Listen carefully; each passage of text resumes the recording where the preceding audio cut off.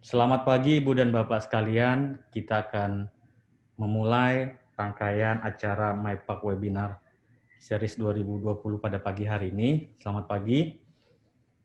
Assalamualaikum warahmatullahi wabarakatuh. Shalom, salam sejahtera bagi kita semua. Ibu dan Bapak yang saya hormati, pertama sekali saya mengucapkan terima kasih dan selamat datang dalam webinar MyPack Seri 2020 ini.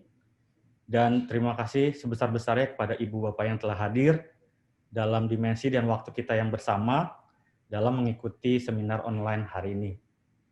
Secara khusus juga kepada pembicara yang telah meluangkan waktunya di tengah-tengah kesibukan beliau, kepada Prof. Ili dan juga Pak Adi, untuk mau berbagi pengetahuan kepada kita semua. Harapan kita mudah-mudahan pertemuan kita pada pagi hari ini memberi manfaat bagi kita semua, terlebih juga kepada Ibu dan Bapak sebagai para pelaku industri asuransi. Rangkaian acara pada pagi hari ini merupakan salah satu dari rangkaian seri MyPack Webinar 2020. Hari ini merupakan webinar seri yang kedua, topik kajian resiko kegempaan DKI Jakarta. Dan webinar ini telah berjalan sejak bulan Juli 2020, dan selanjutnya akan diadakan pada bulan September, 2 minggu ke depan, dan puncaknya nanti pada bulan Oktober tahun 2020. Izinkan saya sekali lagi mengucapkan selamat datang kepada Ibu dan Bapak yang baru saja bergabung dalam seminar online hari ini.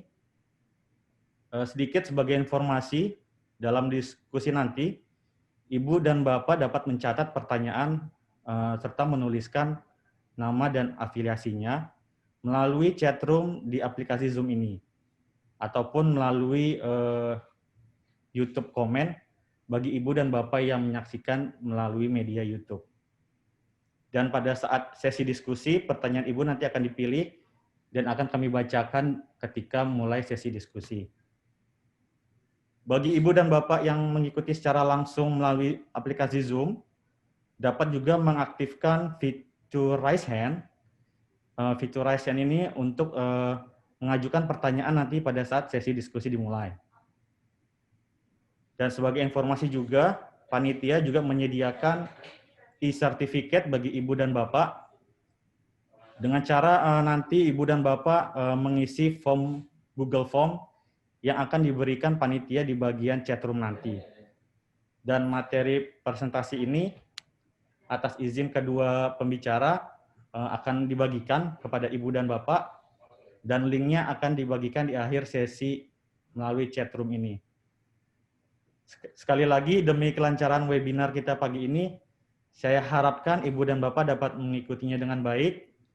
Mohon menonaktifkan mikrofonnya dengan menekan tombol mute di kiri bawah pada saat pemaparan berlangsung. Namun ketika nanti pada saat sesi diskusi, silakan menggunakan fitur raise hand dan menonaktifkan mute-nya. Baiklah, tanpa berlama-lama lagi, webinar ini akan dimulai. Dan pertama sekali, kami mengharapkan dan mempersilakan kata sambutan dari Direktur Utama PT Reasuransi MyPack Indonesia, yaitu Bapak Ahmad Fauzi Darwis. Kepada Bapak Fauzi, kami persilakan dengan hormat untuk membuka dan memberikan sambutannya. Assalamualaikum warahmatullahi wabarakatuh. Selamat pagi, salam sejahtera untuk kita semua. Pak Profesor Widiantoro dan tim yang menjadi partner riset MyPack. Pak Adi Pramana yang hari ini bersedia untuk sharing.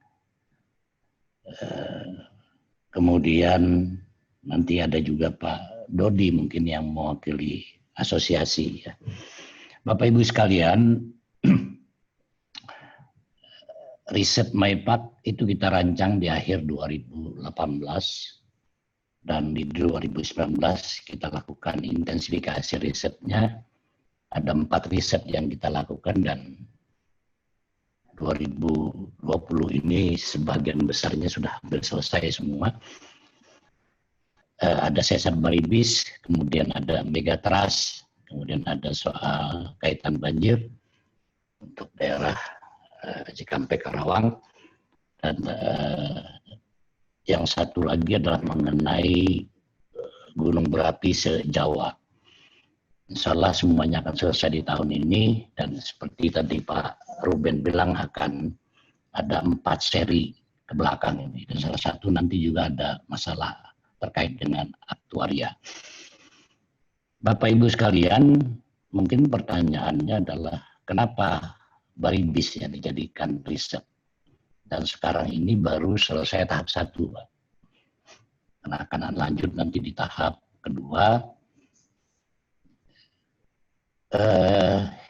Yang kita tahu baribis ini sudah lama tidur sebetulnya, dan kita berharap dia tidak bangun. Karena pernah merilis energinya itu sekitar tahun 1699. Ya, nanti mungkin Pak Propilik yang akan cerita soal ini. Yang kedua itu sesar ini ada di depan kita semua, ya, di sekitar Jakarta ini, dan baribis ini belum banyak informasi saintifik dibanding dengan megatrust. Oleh sebab itu kita MyPac dan tim riset Geofisika ITB melakukan riset bersama dengan menggunakan metode tomografi. Bapak Ibu sekalian, di sekitar Jawa bagian barat ini ada 4 sesar yang ada 4 potensi gempa.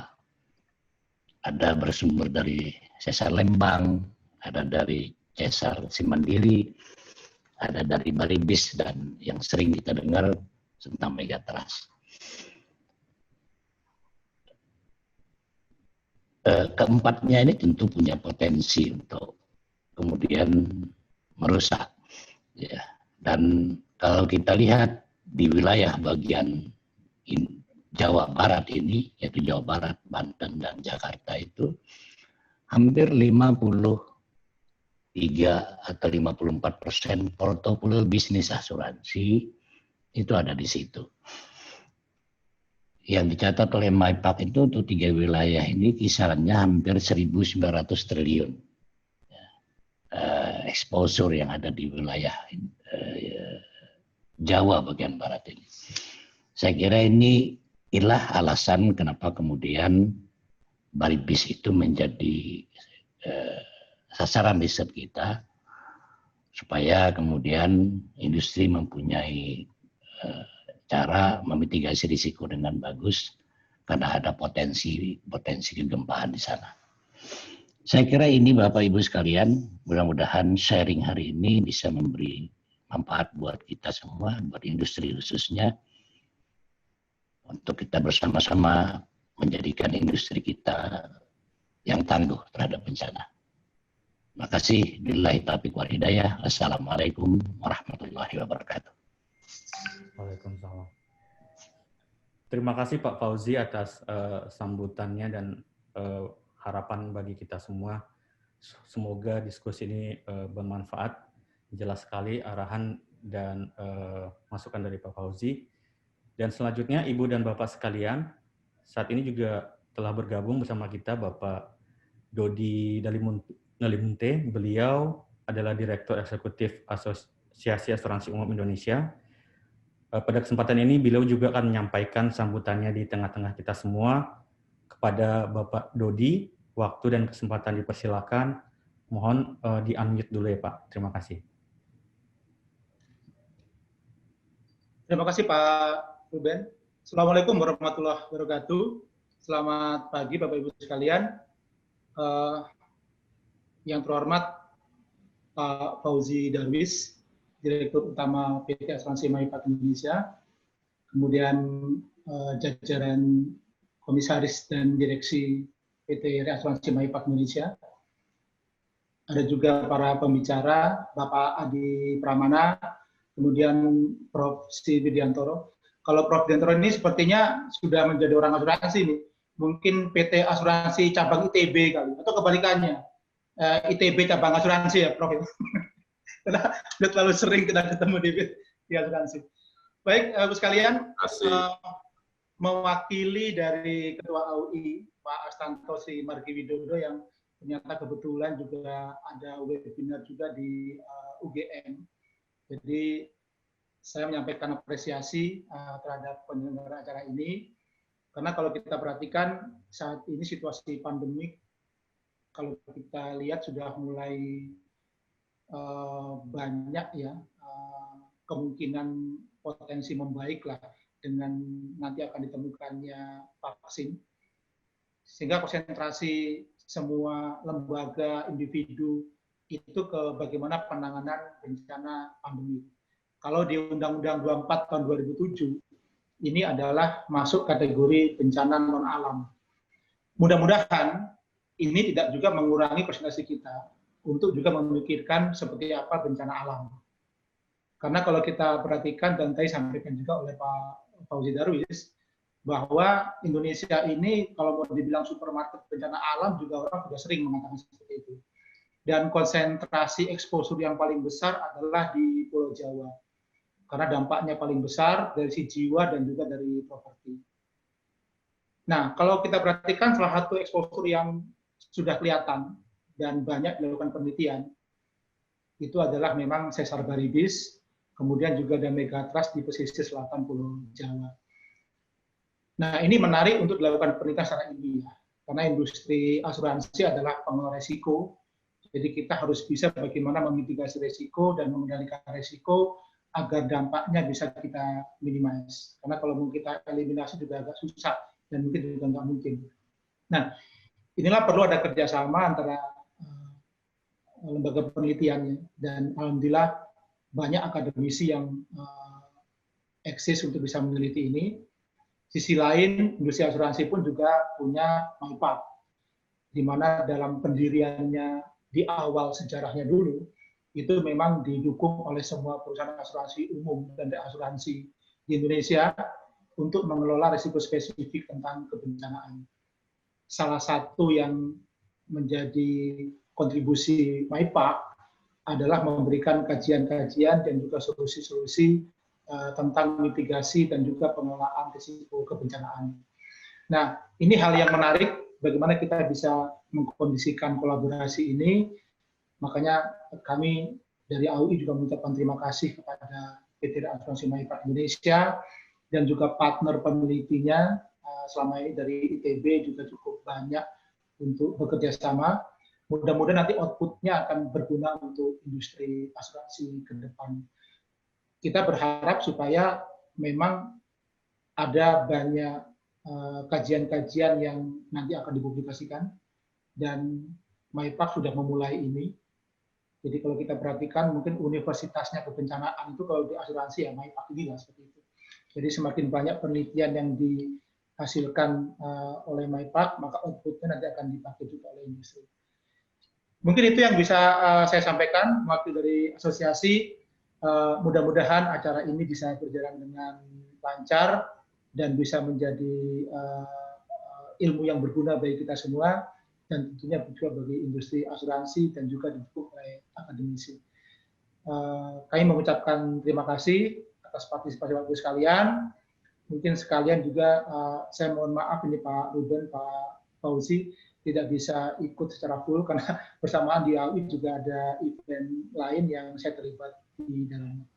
Terima kasih, selamat pagi, selamat berwebinar. Assalamualaikum warahmatullahi wabarakatuh. Terima kasih Pak Dodi.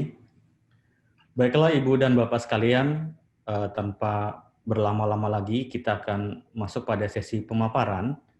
Dan sebagai informasi kepada kedua narasumber, waktu yang diberikan adalah 30 menit setiap paparan, dan paparan pertama akan dibawakan oleh Profesor Sri Widiantoro.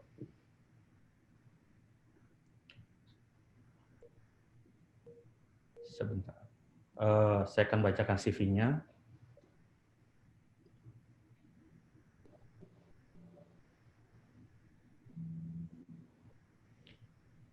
Seperti yang Pak Dodi katakan, Profesor Insinyur Sri Widiantoro tidak asing lagi di tengah-tengah kita industri asuransi. Beliau adalah guru besar dalam bidang seismologi dari Fakultas Teknik Pertambangan dan Perminyakan ITB sejak tahun 2007. Beliau lulusan dari Geofisika dan Meteorologi ITB tahun 1986, kemudian menempuh pasca sarjana di Kyoto University, dan meraih gelar PhD dari Universitas Australia National University. Beliau merupakan dosen yang sangat aktif dalam melakukan penelitian dan juga publikasi, dan saat ini beliau dipercaya juga sebagai Ketua Pusat Studi Gempa Nasional Indonesia. Dan bersama dengan itu juga beliau dipercaya menjadi Rektor Universitas Kristen Maranatha.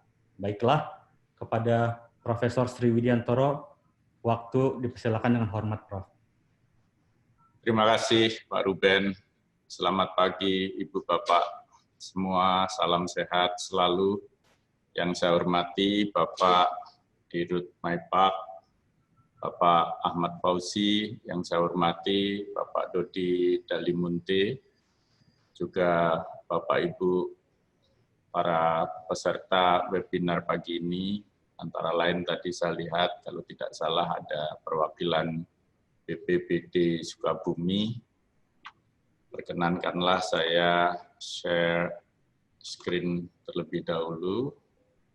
Baik, Bapak Ibu, pada pagi hari ini saya akan menyampaikan hasil riset kita terkini terkait dengan identifikasi keberadaan sesar baribis, khususnya di Jawa bagian Barat. Tadi sudah diperkenalkan, saya Sri Widiantoro, biasa dipanggil nama panggilan Ilik. Sejak awal tahun ini kebetulan dipercaya menjadi Ketua Pusat Studi Gempa Nasional atau PUSGEN, Bapak Ibu. Sekali lagi terima kasih atas undangan dari MAIPAK untuk menyampaikan webinar pada pagi hari ini bersama Pak Adi Pramana. Sebelum saya melanjutkan presentasi saya, pertama saya berterima kasih pada para kolaborator dalam riset ini. Ada Dr. Pepen Supendi dari BMKG, Pak Ruben Damanik, MAIPAK, Dr. Cindy Rosalia, Dr. Zulfa Krisa, Saudara Yayan dan Ardianto dari ITB yang telah banyak membantu dalam tim untuk meneliti keaktifan sesar baribis, Bapak Ibu. Berikut outline dari yang ingin saya sampaikan. Awal dimulai dengan pendahuluan, tahapan kegiatan, tahapan pengolahan data, ini saya akan sampaikan secara singkat saja. Hasil dan interpretasi, kesimpulan dan saran ini yang barangkali perlu kita simak bersama. Bapak Ibu, saya yakin sudah sering melihat peta seperti ini, di mana Indonesia itu posisinya secara geografis dikepung oleh lempeng-lempeng raksasa yang ada di dunia, Indo-Australia, lempeng Pasifik, lempeng Eurasia, lempeng Filipina. Kalau kita lihat panah-panah ini menunjukkan arah gerak lempeng relatif yang di bagian timur khususnya itu men-squeeze ya, atau mendorong dari segala arah kepulauan yang ada di Indonesia, dan akibat interaksi lempeng di sekitar kita tadi, misalnya di Jawa, itu terjadi beberapa patahan atau yang sering disebut dengan sesar tektonik. Misalnya tadi disebutkan oleh Pak Fauzi, sesar Lembang di utara Bandung, sesar Cimandiri yang mengarah ke timur laut, Bapak Ibu ya, dari Sukabumi. Sesar baribis yang di peta ini, di peta PUSGEN masih tanda tanya sebenarnya ada atau tidak. Sesar Garsela ini di selatan Garut, dan kalau kita lihat seluruh Jawa tentu masih banyak sesar-sesar yang lain. Sebenarnya studi tentang sesar Sumatera, sesar Jawa itu sudah banyak yang mempelajari, sudah cukup lama Bapak Ibu ya. Misalnya oleh Simanjuntak dan Barber ini dari Royal Holloway London tahun 1996 itu sudah menggambarkan batas antara kraton itu lempeng benua yang stabil dengan batas marginal seas maupun transition complex. Jadi bagian selatan Jawa ini disebut transition complex, yang utaranya itu kraton atau kontinen yang stabil tadi. Seperti di Sumatera, batas itu kita tahu dengan baik bahwa itu sebenarnya lokasi sesar besar Sumatera. Berarti dari gambar ini di Jawa juga ada seperti itu ya. Hanya detailnya baru dipelajari belakangan. Simanjuntak dan Barber sendiri sudah memperkenalkan Baribis Thrust atau Baribis Fault, sesar yang miring ke selatan ini, sudah cukup lama. Tahun 1996 sudah muncul publikasinya. Ini Cimandiri Fault, CM ya Bapak Ibu. Sebenarnya di sini ada lagi, sudah ditunjukkan oleh Simanjuntak dan Barber, itu Citandui Fault Bapak Ibu. CT ini Citandui, yang sekarang sedang dipelajari rekan dari LIPI, Saudara Sony yang S3 di Perancis, mempelajari khusus sesar Citandui ini, karena dari ekspresi permukaan tidak terlalu kelihatan Bapak Ibu dari topografinya, tetapi dicurigai di sini ada sesar aktif juga. Nah, yang lebih recent atau terkini itu Harris dan Major Bapak Ibu tahun 2016 menarik dengan jelas adanya sesar Baribis yang mengarah ke Jakarta.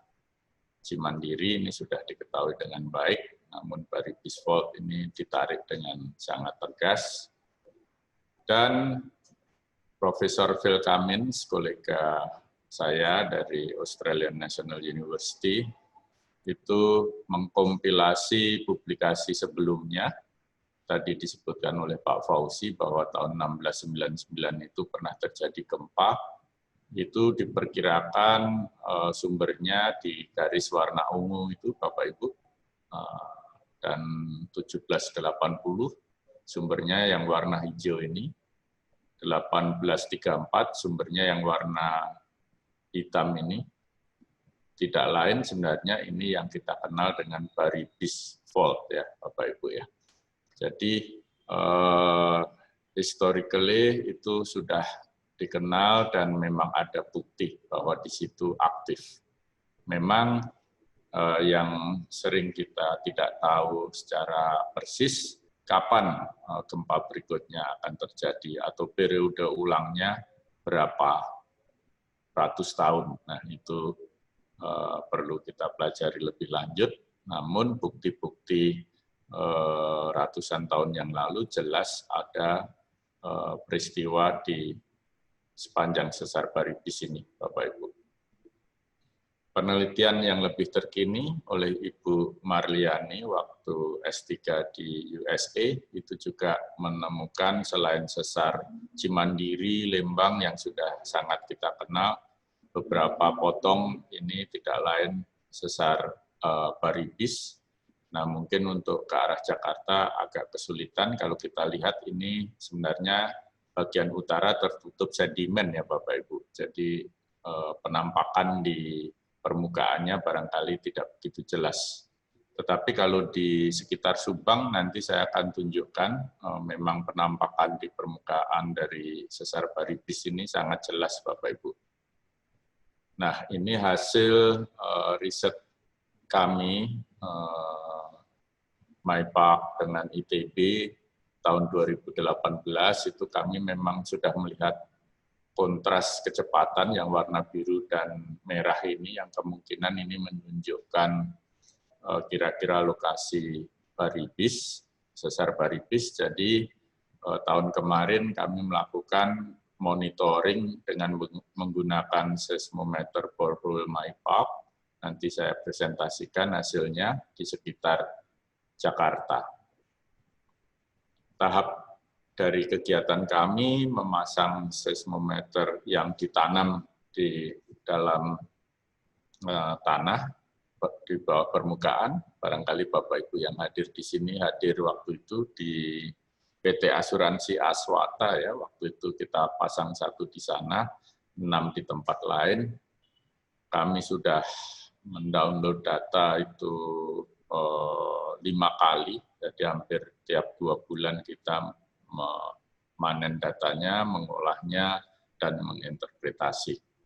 Ini lokasinya Bapak Ibu dari 7 seismometer lubang bor atau borehole seismometer yang bar 7 ini tentu Bapak Ibu sangat mengenal. Ini lokasinya di kantor PT Asuransi Aswata. Terima kasih sudah boleh kami menitip seismometer di situ. Dan kita sebar di sekitar Sesar Baribis, Bapak Ibu, sampai ada yang di dekat Bogor untuk stasiun bar 4 ini. Ini potret waktu kita install di PT Asuransi Aswata tahun kemarin.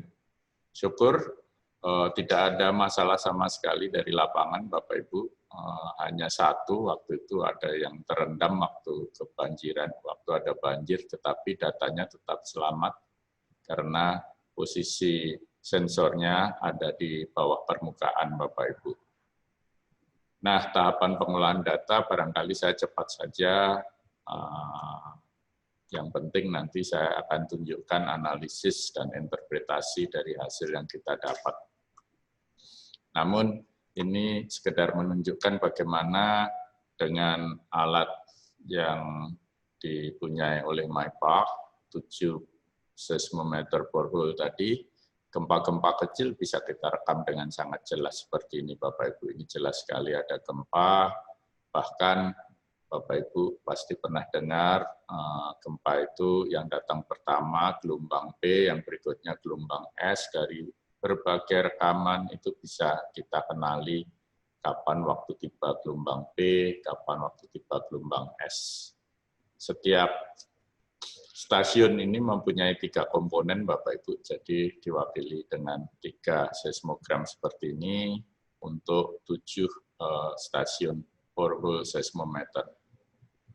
Nah, ini wadati diagram saya cepat saja. Ini untuk meng-QC apakah data kita bagus atau tidak, Bapak Ibu.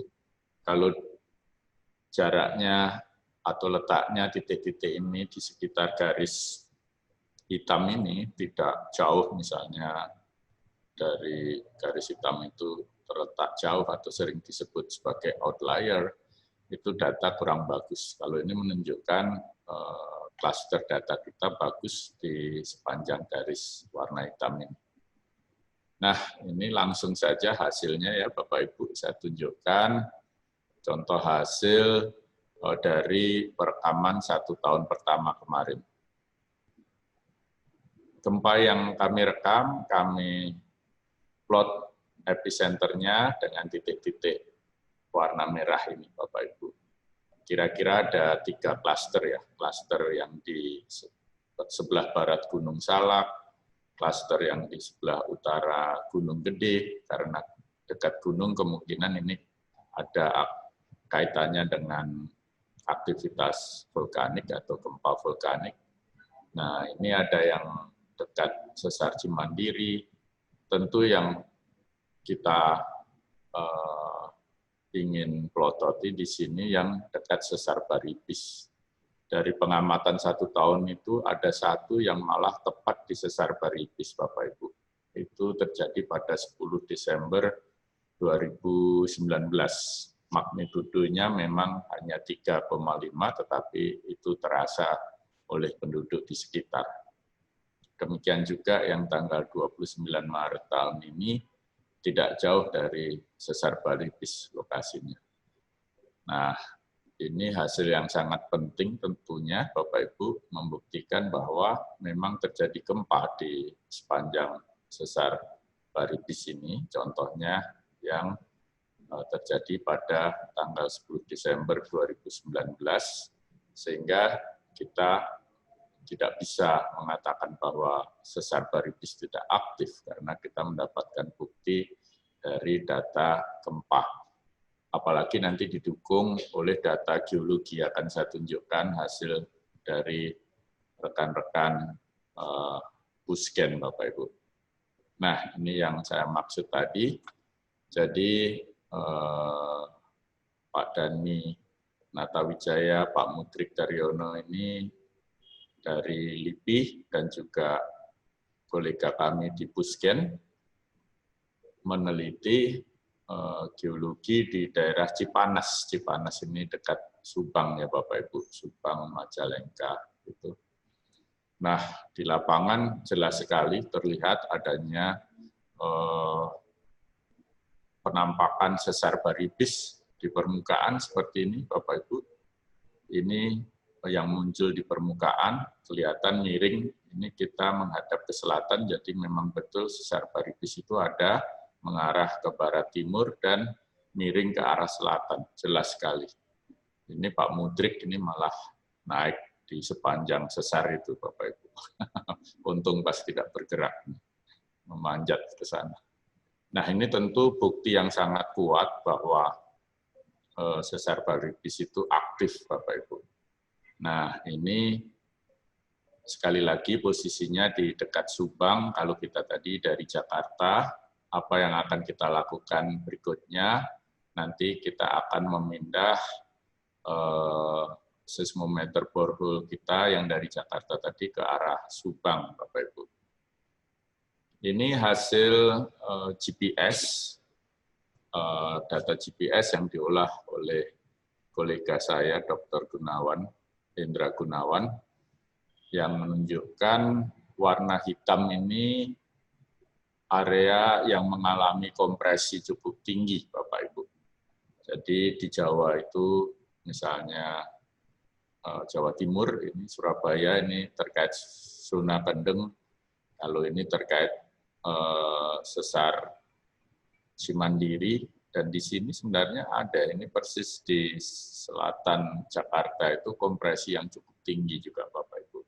Jadi ini juga mendukung bahwa sesar baribis ini sedang dalam fase mengalami kompresi yang cukup tinggi. Dan salah satu mahasiswa S3 kami yang sudah lulus, Dr. Ridwan, Dr. Muhammad Ridwan ini dari PUPR, memetakan ketebalan sedimen di Jakarta. Bapak Ibu pasti pernah melihat juga ini hasil tahun 2016, warna merah ini menunjukkan sedimen yang sangat tebal, Bapak Ibu, sampai mencapai 700 meter di bagian utara dari Jakarta. Kalau di selatan itu sedimennya lebih tipis, tetapi 350 meter itu tidak tipis-tipis amat, Bapak Ibu. Masih sangat tebal sebenarnya, karena kami melakukan survei yang sama seperti ini di Cekungan Bandung, itu paling ketebalannya hanya 200 meter. Jadi Jakarta ini luar biasa, sangat tebal sedimennya, Bapak Ibu. Nah, ini paper dari Nguyen dari Geoscience Australia. Banyak yang skeptis dengan hasil simulasi dia bahwa gempa tahun 1699 itu kira-kira menyebabkan kerusakan seperti ini, Bapak Ibu. Jadi Jakarta itu skala intensitas dalam MMI itu mencapai 8. Tentu itu bangunan Belanda pun yang dikenal kuat, rusak ya Bapak Ibu. Nah ini kalau kita lihat kan posisinya sepanjang sesar baribis. Tahun itu tentu belum ada seismometer, jadi dari data intensitas satu tingkat kerusakan di lapangan, dimodelkan keluar seperti ini Bapak Ibu. Banyak yang mengkritik ini hasil studi yang agak politis begitu ya, cari proyek di Jakarta kira-kira begitu.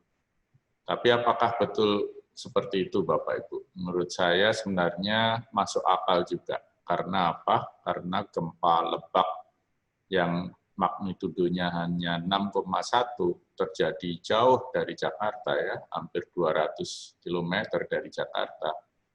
Bapak Ibu mungkin merasakan guncangannya waktu itu ya, 23 Januari, saya masih ingat sekali, saya sedang di kampus ITB saja, juga tergoyang-goyang. Baru magnitudo 6,1 Bapak Ibu. Padahal selatan Jawa Barat ini merupakan sumber megathrust event atau gempa megathrust yang disinggung Pak Fauzi tadi, bisa magnitudonya di atas 9, 9,1 atau 9. Nah itu kira-kira 30.000 kalinya energi gempa Lebak. Saya tidak salah ngomong ya Bapak Ibu, kalau 9 magnitudo 9,1 itu dibanding gempa Lebak kemarin yang 6,1 itu energinya 30.000 kalinya. Jadi besar sekali Bapak Ibu, seperti yang di Sumatera 2004 dan di Tohoku 2011. Jadi ini perlu kita cermati. Contoh ini studi dari Mexico City ya, Meksiko. Epicenter di sini Bapak Ibu ya. Mexico City itu jaraknya 400 km. Kalau Lebak ke Jakarta tadi kurang dari 200 km Bapak Ibu. Kita lihat apa yang terjadi. Yang di dekat epicenter saja PGA-nya atau Big Ground Acceleration-nya ini 150 karena dekat epicenter cm per detik kuadrat, ini 18, ini 35, tapi begitu di Mexico City yang sangat jauh malah mencapai 170.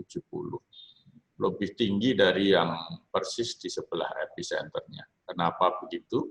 Karena Mexico City ini dibangun kebetulan seperti di Jakarta, bawahnya itu terdapat sedimen lunak yang sangat tebal. Jadi terjadi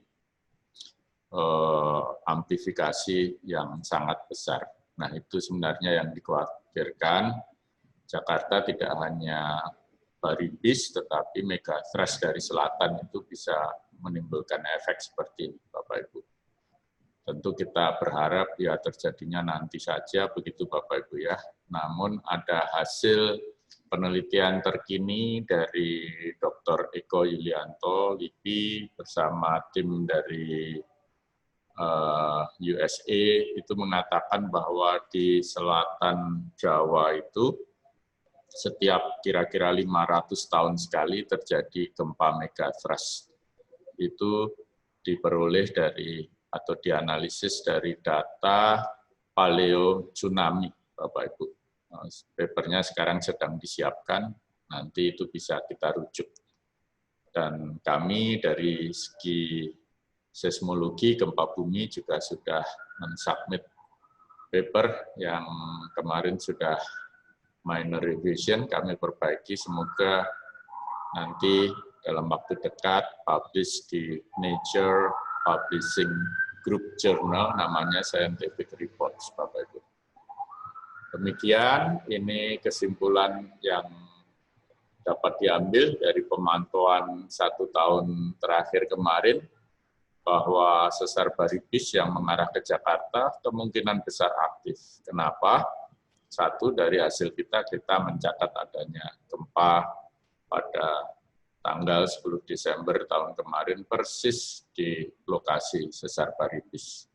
Belum ditambah dari bukti lapangan rekan-rekan geologi yang melihat singkapan yang sangat jelas di dekat Subang tadi. Nah, saran atau tindak lanjut selanjutnya tentu perlu kita teruskan pemantauan serupa yang di Jakarta kemarin. Kita geser 7 seismometer itu ke arah Bandung. Kita akan menggeser dalam bulan depan atau akhir bulan ini. Jadi stasiun warna biru ini kita akan ambil seismometer borehole-nya, kita pindah ke segitiga warna merah ini selama 1 tahun ke depan kita pasang di sini, Bapak Ibu. Dan kita berharap tahun berikutnya, 2021-2022, setelah kita merekam di posisi segitiga warna merah ini, kita geser ke timur, ke arah Subang tadi, Bapak Ibu, di 7 tempat yang ditandai dengan segitiga warna hijau ini. Demikian, Bapak Ibu, terima kasih banyak atas perhatiannya. Mohon maaf jika salah kata atau kurang jelas, nanti ada sesi tanya-jawab tentunya. Terima kasih. Saya kembalikan ke Pak Ruben. Baik, terima kasih Prof. Ili atas paparannya. Saya banyak mencatat poin-poin yang menarik di sini. Pertama, bahwa sesar baribis ini sudah jelas dia keberadaannya, dan bahkan keaktifannya sudah dibuktikan tidak hanya dari seismisitas kegempaannya juga, namun juga dari sikapan di permukaan oleh studi geologi dan juga studi geodesi.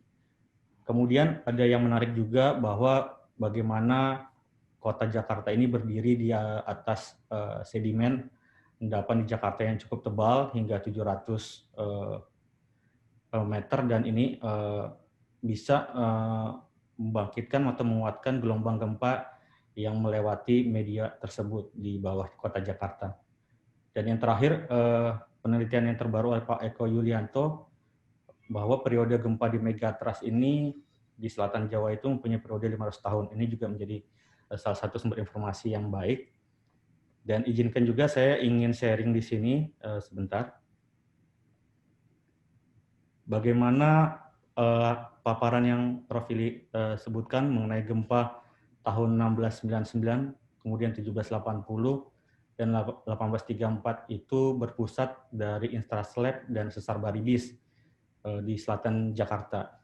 Di sini kami secara internal mencoba mencatat beberapa kerusakan dari tiap kejadian gempa tersebut, Prof. Di tahun 1699 ini Batavia mengalami gempa yang sangat kuat, bahkan dampaknya dilaporkan hingga 28 orang tewas pada saat itu. Kemudian 49 gedung batu yang kokoh itu hancur, dan hampir semua rumah itu mengalami kerusakan. Dan diduga pusat gempa ini berada di selatan Batavia, jadi disebabkan oleh gempa seismik. Kemudian gempa 1780 disebut juga sebagai gempa terbesar yang pernah terjadi di Jawa. Kekuatannya bahkan hingga 8,5 skala Richter, dan guncangan gempa tersebut membuat Batavia terguncang cukup parah dengan skala Mercalli hingga 10 mmi. Jadi skala Mercalli 10 mmi ini cukup besar, daya rusaknya ini di atas 1 tingkat dari gempa Palu 2018. Kemudian yang ketiga itu gempa tahun 1834, ini juga diduga diakibatkan oleh sesar baribis, di mana Javase Koran, yaitu media koran Batavia pertama kali itu memberitakan bahwa guncangannya itu sangat parah hingga ke Banten, Karawang, Bogor, dan juga Priangan. Priangan kalau sekarang ini kita kenal sebagai kota Parahyangan, Bandung, dan sekitarnya. Dan diprediksi kekuatan gempa ini hingga skala 7 skala Richter. Ada poin yang menarik bahwa gempa 1789 dengan gempa 1834 itu mempunyai perbedaan, di mana gempa 1834 ini dia mengarah ke barat dan lebih condong ke arah Bekasi, Karawang, dan juga Jonggol, dengan skala Mercalli itu hingga 8 mmi, dan daya rusak ini kalau kita ibaratkan bisa seperti gempa di Banda Aceh tahun 2004 dan juga gempa Yogyakarta tahun 2006. Ini merupakan catatan kami, Prof, dari beberapa referensi yang kami kutip, baik itu dari referensi Wigman, itu catatan dokumen Belanda, kemudian dari Anthony Reid dan juga Nguyen, dan salah satunya juga yang cukup bisa kita bayangkan jika terjadi pada kondisi sekarang dengan perkembangan pemukiman dan juga perekonomian, gempa 1699 dan gempa 1780 itu dilakukan simulasi dan diperkirakan fatality-nya atau korban jiwa hingga 34.000 untuk gempa 1780, dan disimulasikan juga kemungkinan masyarakat mengungsi, total yang mengungsi itu hingga 50 juta. Sedangkan gempa 1834 itu jauh lebih besar, estimasi fatality-nya atau korban jiwanya hingga 40.000 orang, dengan jumlah pengungsian hingga kurang lebih 60 juta. Itu juga dibayangkan terjadi pada kondisi sekarang. Mungkin sedikit gambaran saja, Prof, terkait bagaimana bukti peristiwa gempa bumi yang tercatat di Kota Jakarta. Baiklah, baiklah Ibu dan Bapak sekalian, selanjutnya kita akan masuk pada sesi pemaparan yang kedua yang akan dibawakan oleh Bapak Adi Pramana. Bapak Adi Pramana sosok yang sudah kita kenal di dunia industri asuransi. Beliau lahir di Jakarta, kemudian lulus dari Fakultas Teknik Universitas Indonesia dan London Metropolitan University pada tahun 2004 dan memperoleh Association of Chartered Insurance Institute. Beliau aktif pada banyak organisasi profesi, kemudian beliau juga seorang pengajar di Stimra. Saat ini beliau dipercaya menjabat sebagai anggota Dewan Penasehat pada Asosiasi Asuransi Syariah Indonesia, dan juga beliau menjabat sebagai Wakil Ketua AAUI Bidang Hubungan Internasional periode 2017 dan 2020, dan saat ini beliau adalah Wakil Ketua AAUI Bidang Teknik 4. Selain itu, beliau juga menjabat sebagai Direktur Utama dari Tugure dari tahun 2018 hingga saat ini. Baiklah Bapak dan Ibu sekalian, marilah kita menyimak pemaparan dari Bapak Adi Pramana. Kepada Bapak Adi, waktu dan kesempatan kami persilakan dengan hormat. Terima kasih, Pak. Baik, Assalamualaikum warahmatullahi wabarakatuh. Terima kasih banyak Pak Ruben atas introduction-nya. Ini saya akan coba dulu screen sharing. Oke. Yang pertama tentunya terima kasih kepada tim BOD dari MyPart Management, Pak Fauzi, Pak Hedi, dan Ibu Imelda atas undangannya. Kebetulan di sesi saat ini saya mewakili bidang teknik 4 AAUI. Temanya ini cukup challenging ya, dan tantangan asuransi bencana alam di waktu yang akan datang. Jadi nanti saya akan sampaikan beberapa, tapi tentunya pasti akan terkait juga dengan yang sifatnya kegempaan, gitu ya. Karena saya mewakili daripada bidang teknik 4 AAUI. Nah, mungkin banyak yang belum paham bidang teknik 4 AAUI itu kita ada punya 3 departemen, yaitu Departemen Reasuransi, Departemen Pool, dan juga Departemen Special Risk.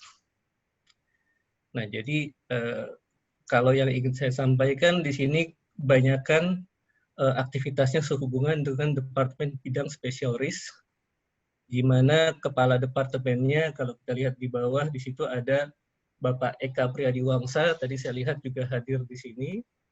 Ada Ibu Dian dari AIG, Bapak Eka dari Nusantara Re, Bapak Roland dari Tugure, dan Bapak Andriansyah juga dari MyPart. Gitu ya. Nah, jadi terkait presentasi hari ini, saya akan menyampaikan yang mostly di bidang special risk, karena teman-teman special risk ini sudah banyak berdiskusi dengan berbagai macam pihak. Kita juga sebenarnya punya departemen pool, tapi departemen pool itu lebih ke arah existing pool yang ada, koordinasinya seperti apa, dan satu lagi bidang reasuransi yang sudah pernah juga kita adakan webinar. Jadi teman-teman di special risk ini selama 2 bulan lebih terakhir kita sudah banyak diskusi dengan berbagai macam pihak. Seperti saya sampaikan di sini contohnya tanggal 4 Juni. 4 Juni itu kita waktu itu berdiskusi dengan OJK mengenai rencana riset dan alternatif skema asuransi bencana, terutama untuk private sector. Nah, ini yang menarik karena selama ini kita belum bicara mengenai private sector. Kemarin kita baru bicara public sector, kita punya BMN, di mana MyPark juga salah satu daripada koordinatornya. Nah, sekarang mereka sudah mulai berbicara tentang private sector. Ini follow up sebenarnya dari diskusi kita waktu bersama World Bank dan IMF di Bali waktu itu, supaya private sector bisa lebih terlibat dalam penanggulangan bencana di Indonesia. Nah, yang kedua, pada tanggal 22 Juli, AAUI bersama OJK juga kita mengadakan FGD lagi bersama Climate Works Australia. Nah, ini intinya adalah riset bencana di Indonesia, terutama juga terkait ini ada peraturan presiden dana penanggulangan bencana Kemenku, gitu ya. Jadi digunakannya bagaimana, nanti seperti apa. Nah, itu juga kita diskusi panjang lebar di situ, dan banyak poin-poin yang cukup menarik, gitu. Poin-poin diskusi nanti akan terlihat di dalam slide ini di separuh bagian terakhir. Yang ketiga, di tanggal 23 Juli, kita juga melakukan FGD dengan Ernst & Young sebagai konsultan daripada Pemda, salah satu Pemda besar di Indonesia, kota besar. Ada dua hal yang mereka di situ tanyakan adalah yang pertama fungsi AAUI dalam asuransi kegempaan. Tentunya ini sangat terkait juga dengan MyPark fungsinya. Dan yang kedua adalah mengenai Global Future Cities Program. Jadi intinya kota-kota yang mereka targetkan ini, salah satunya si kota-kota besar ini, dia pengen supaya kota ini bagaimana menjadi satu role model dalam mengelola perkotaan agar dia sangat tahan terhadap bencana. Nah, itu sedang diskusi. Semoga nanti follow up-nya juga bisa cepat. Dan yang keempat, ini ada diskusi lanjutan tanggal 28 Juli. Ini tim AAUI 4 yang hadir.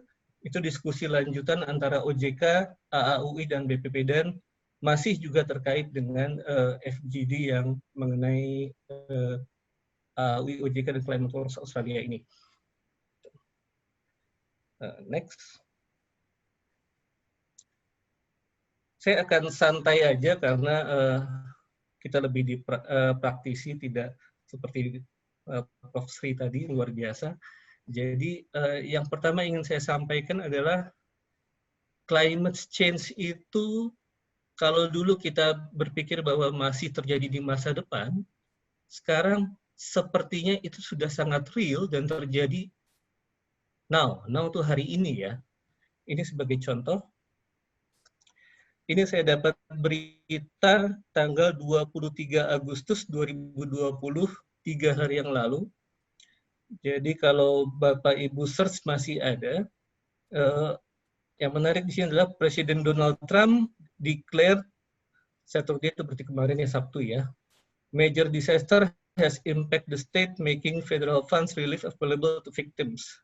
Jadi skalanya sudah, kebakaran di California ini skalanya sudah skala nasional lah. Kalau di sini bencana nasional disampaikan gitu ya, kurang lebih sama, sehingga bisa pakai fund-nya daripada federal gitu, bisa dipakai untuk membantu.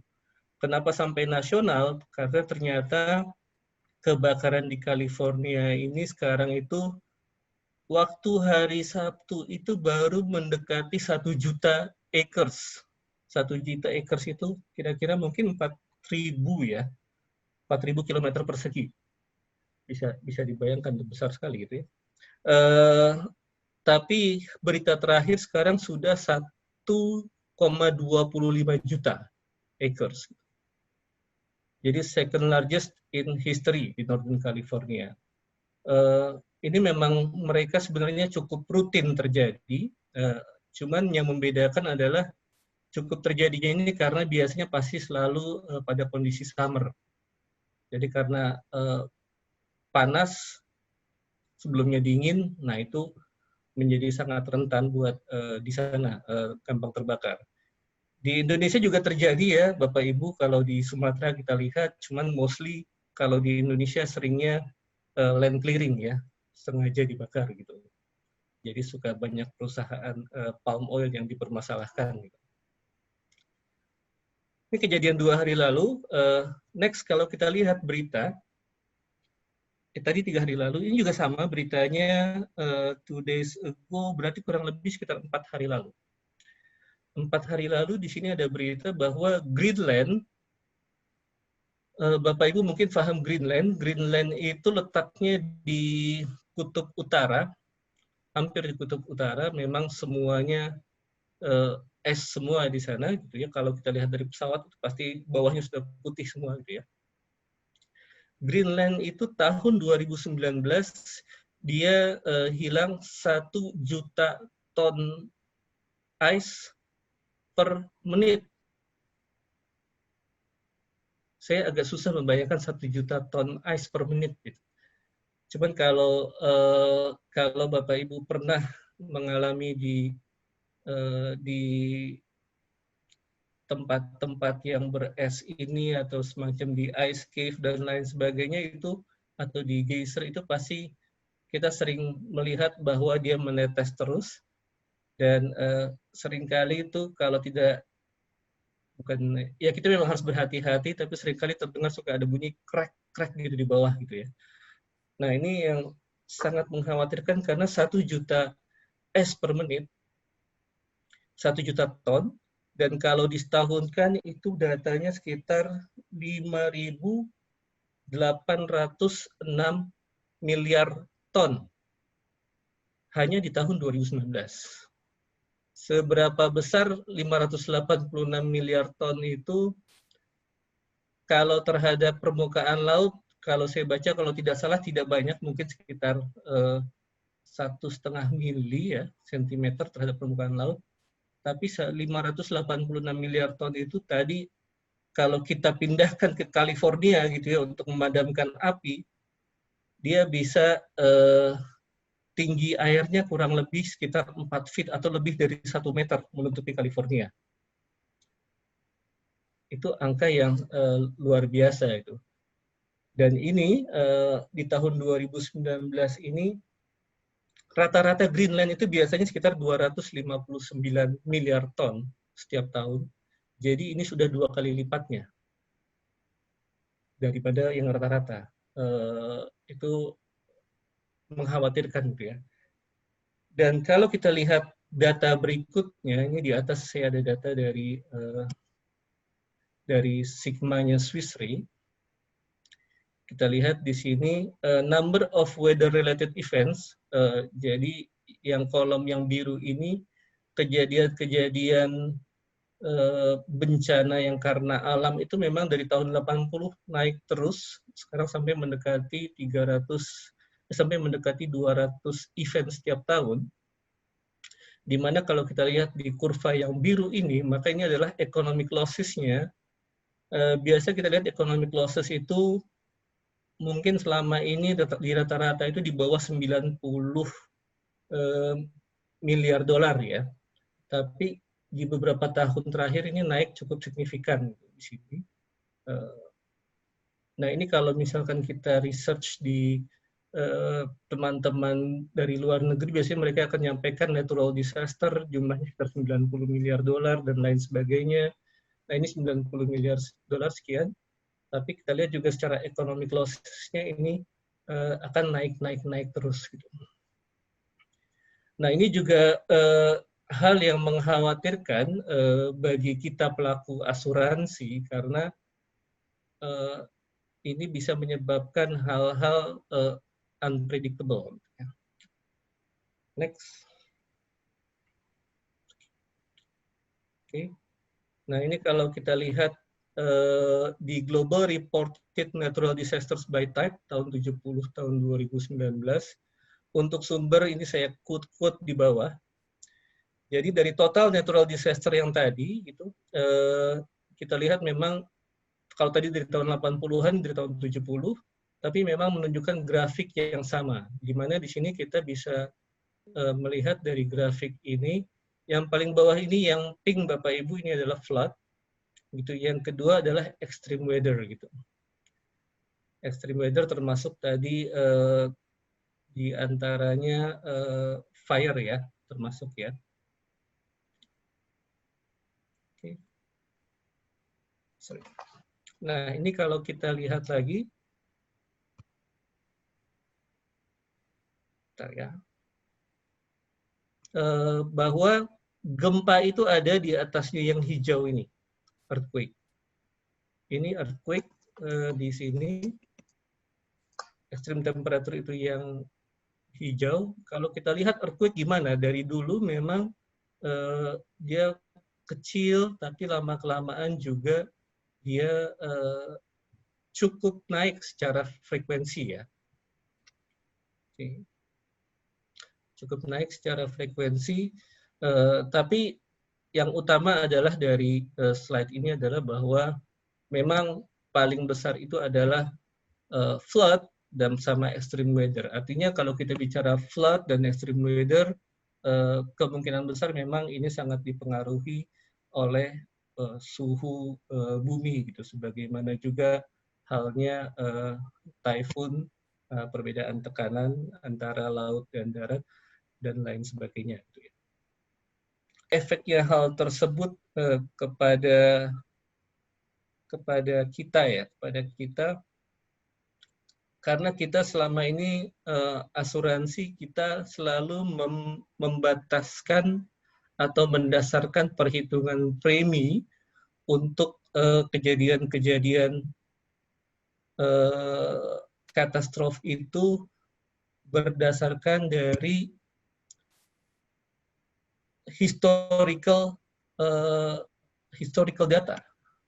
Jadi kalau kita lihat tadi seperti grafiknya dia naik ke sini ke atas, dengan dia naik ke atas terus, maka secara average, secara burning cost-nya pasti kita akan membuat garis secara rata-rata yang ini nih, yang di bawah, garis pink yang di bawah. Tapi karena dia sifatnya extreme current climate yang seperti sekarang dan ada perubahan gitu, maka ini sebenarnya waktu kita buat harga di sini, begitu kejadian berikutnya, harganya akan menjadi berbeda.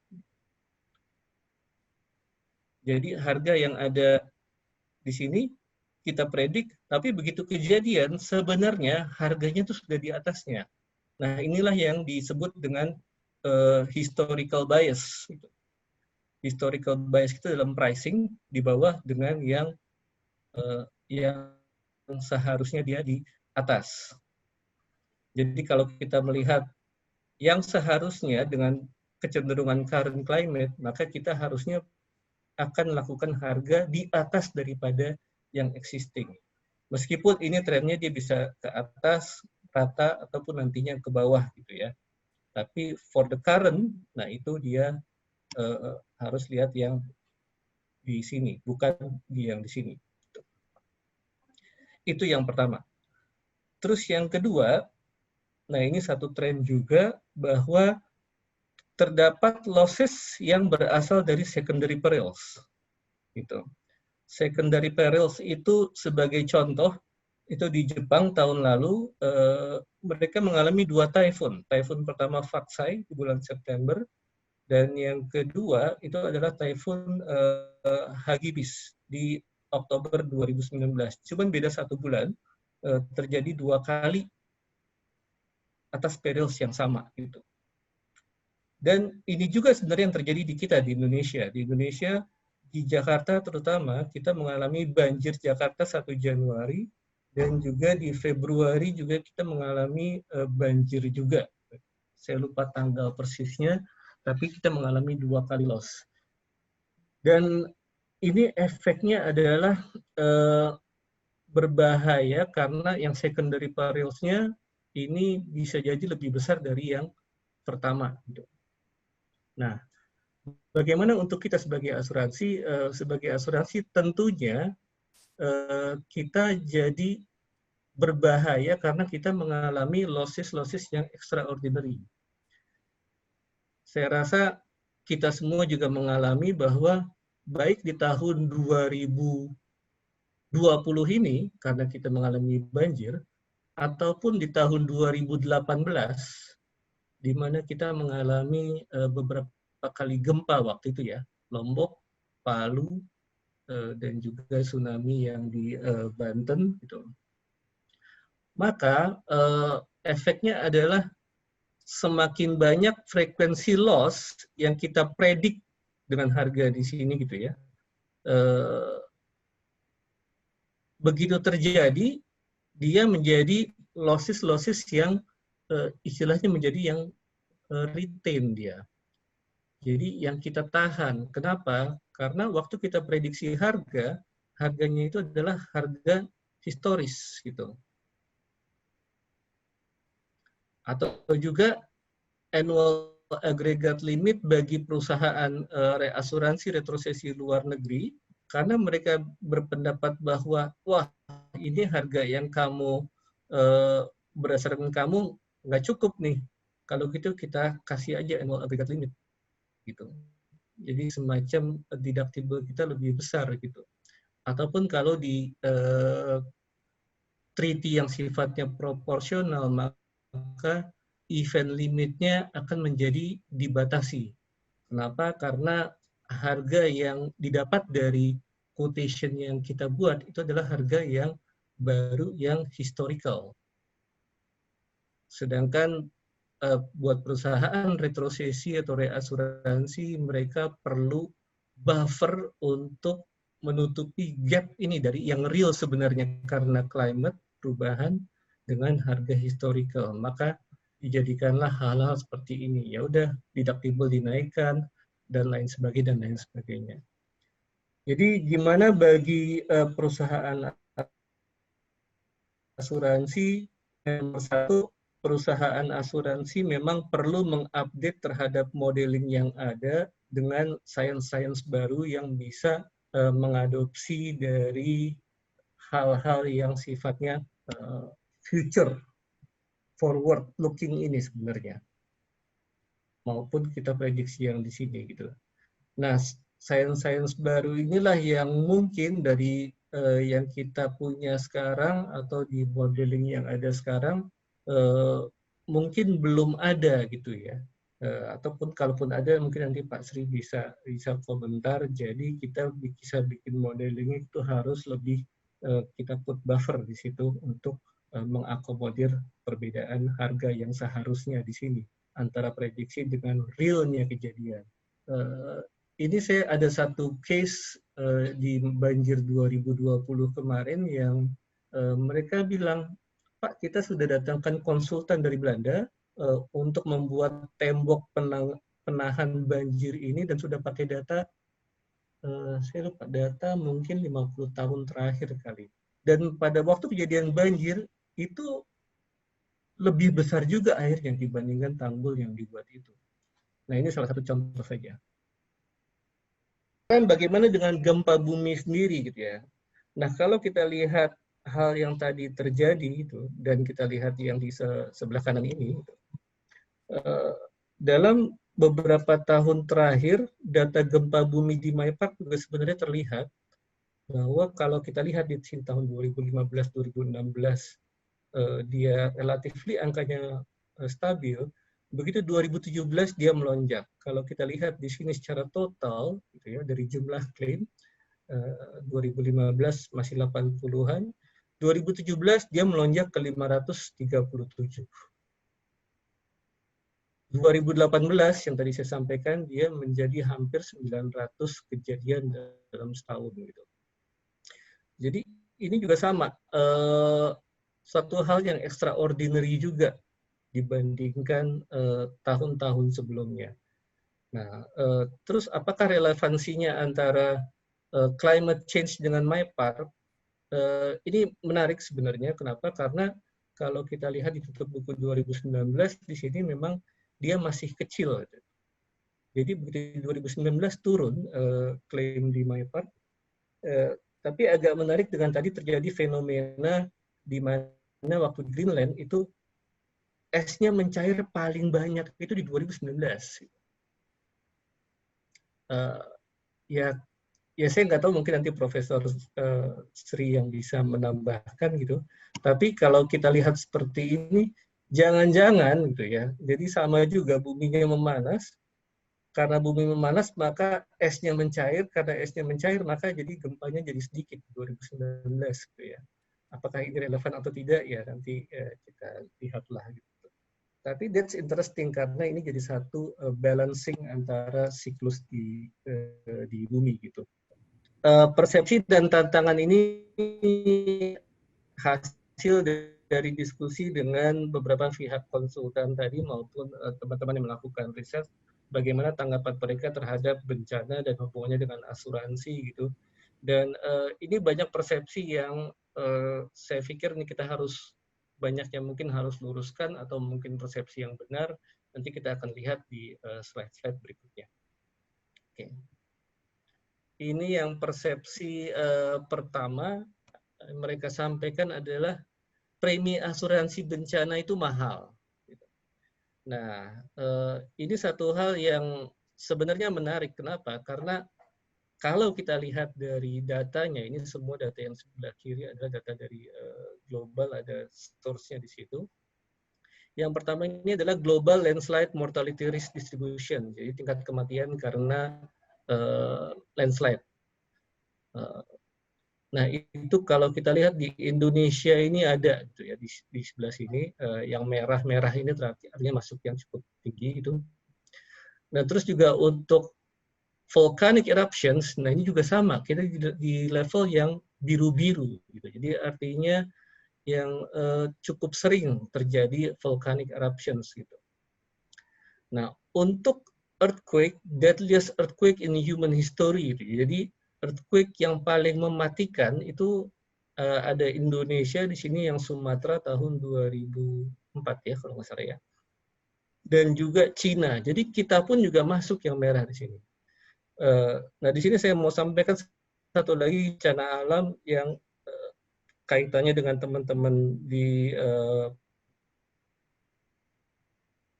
asuransi properti itu adalah lightning. Average strike square kilometer per year gitu ya.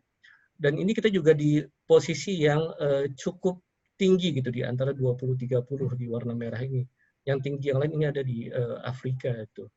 Jadi memang kalau Indonesia ini ya puncaknya tempat-tempat bencana segala macam gitu ya. Jadi kalau asuransi bencana itu dibilang mahal dibanding other parts of the world, harusnya memang paling mahal, harusnya itu nomor satu.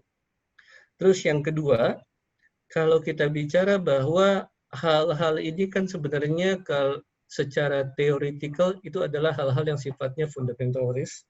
Mana fundamentalis kita tahu bahwa itu harusnya tidak di cover, tapi kalaupun di cover rate-nya ya harus lebih tinggi dari yang particularis. Oke. Itu yang pertama. Next, ada lagi yang bilang manfaat asuransi itu harus sebanding dengan premi yang dibayar. Nah, ini saya sampaikan surveinya Nielsen tahun 2018 dari disurvei 500 responden Jakarta, Surabaya, Medan, Makassar. Kejadian apa sih yang sering terjadi pada mereka setahun terakhir? Kalau kita lihat di sini bahwa yang paling sering tuh yang hal-hal yang kecil ya. Misalnya ini inpatient stay, inpatient atau vehicle. Nah, ini menjelaskan kenapa asuransi kesehatan atau asuransi kendaraan bermotor itu cukup laku ya di sini ya, ataupun traveling, karena bayar sekian dapat recovery sekian, kurang lebih gitu. Nah, makin ke sini makin yang jarang terjadi. Tapi yang menarik adalah kalau kita lihat natural disaster ini, flood atau earthquake, as per survei menurut mereka itu lebih possible kejadiannya dibandingkan dengan asuransi kebakaran di rumah. Jadi harusnya kalau begitu asuransi gempa lebih laku ya dibanding asuransi rumah. Gitu. Nah, jadi ini timbul pertanyaan kan, kenapa asuransi gempa kurang laku gitu, dibanding dengan apakah dia harus dibanding dengan bencana lain, contohnya di sini banjir atau apapun, jadi manfaatnya lebih terasa buat si pembeli polis gitu ya. Nah, ini nanti akan jadi masalah di bagaimana cara menjualnya. Apakah dengan index base misalnya model santunan buat mereka jadi lebih oke, bayar premi kita dapat sekian, jadi ya mirip-mirip sama inpatient inilah. Mungkin itu challenge ke depan gitu. Next, pertanyaan berikutnya dari mereka, ini persepsi ya, yang perlu saya luruskan. Perlukah asuransi bencana diwajibkan gitu? Dan bagaimana keterlibatan pemerintah gitu? Apakah wajib untuk KPR di daerah rawan bencana? Wah, ini this is interesting gitu. Karena dari studinya MyPark saya lihat juga yang KPR di daerah rawan bencana itu mungkin baru cuma sekitar 10-20%. Gitu. Nah, kalau kita lihat di modelnya ada 3 di dunia ini yang cukup bisa kita jadikan sebagai benchmark gitu. Di California itu ini asuransi bencana itu wajib ditawarkan, tapi tidak wajib dibeli. Nah, terus mereka punya CEA, California Earthquake Agency, kemampuan pay-nya bagus, tapi sifatnya dia badan sendiri, bukan badan pemerintah ya. Nah, cuman yang menarik adalah mereka mengajak semua perusahaan asuransi untuk yang private sebagai participating insurance company untuk menjual polis dari gempa ini. Kalau di ujung spektrum yang lain, kalau kita lihat di New Zealand, maka dia asuransi bencana gempa terutama itu adalah sifatnya mandatory, termasuk di homeowners policy itu. Mereka punya namanya New Zealand Earthquake Commission, dan ini yang sifatnya dia private gitu, karena dia membeli reasuransi sekitar 6,2 miliar dolar, dan mereka memupuk dana menjadi NDF National Disaster Fund sebesar 1,75 miliar dolar. Kalau dana ini habis, mereka pupuk lagi dan seterusnya, dan ini di-provide oleh government juga. Dan yang di tengah-tengah itu adalah yang di Jepang, asuransi bencana ini malah sifatnya dia opsional, tidak diwajibkan. Mungkin karena Jepang ini termasuk frekuensinya yang cukup tinggi gitu ya. Tapi mereka tidak full value, jadi hanya 50% daripada limit dari fire-nya. Dan di Jepang mereka punya namanya JER, Japan Earthquake Reinsurance.